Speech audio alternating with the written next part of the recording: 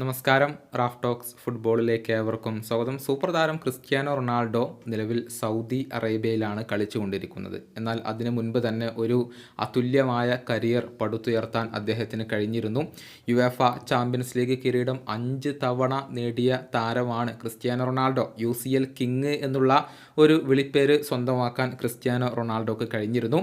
ഇപ്പോഴിതാ യുവേഫ ഒരു ഒഫീഷ്യൽ പ്രഖ്യാപനം നടത്തിയിട്ടുണ്ട്. ക്രിസ്ത്യാനോ റൊണാൾഡോക്ക് ഒരു സ്പെഷ്യൽ അവാർഡ് തന്നെ നൽകാൻ യുവേഫ ഇപ്പോൾ തീരുമാനിച്ചു കഴിഞ്ഞിട്ടുണ്ട് എന്നുള്ളതാണ്.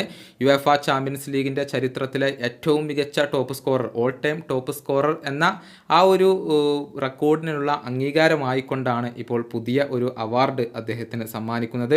വരുന്ന വ്യാഴാഴ്ച രാത്രിയാണ് യുവേഫ ചാമ്പ്യൻസ് ലീഗിൻ്റെ ഗ്രൂപ്പ് ഘട്ട നറുക്കെടുപ്പ് നടക്കുന്നത്.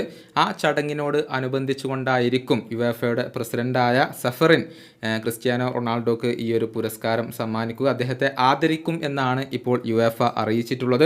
18 വർഷത്തോളം യൂറോപ്പിൽ തുടർന്നിട്ടുള്ള താരമാണ് ക്രിസ്ത്യാനോ റൊണാൾഡോ. മൊണോക്കോയിൽ വെച്ചുകൊണ്ടാണ് ഈ ചടങ്ങ് നടക്കുന്നത്.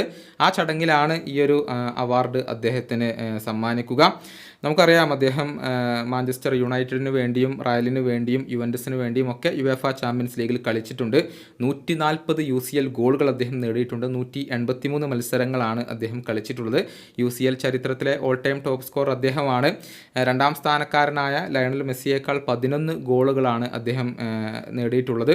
മൂന്നാം സ്ഥാനക്കാരനായ റോബർട്ട് ലെവൻഡോസ്കിയേക്കാൾ 46 ഗോളുകളുടെ ഒരു അഡ്വാൻറ്റേജ് ഇപ്പോൾ ക്രിസ്ത്യാനോ റൊണാൾഡോക്ക് അവകാശപ്പെടാനുണ്ട് എന്നുള്ളതാണ്.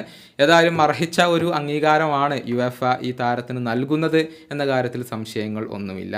ഈ വീഡിയോയുടെ അവസാനിപ്പിക്കുന്നു. വീണ്ടും കാണാം.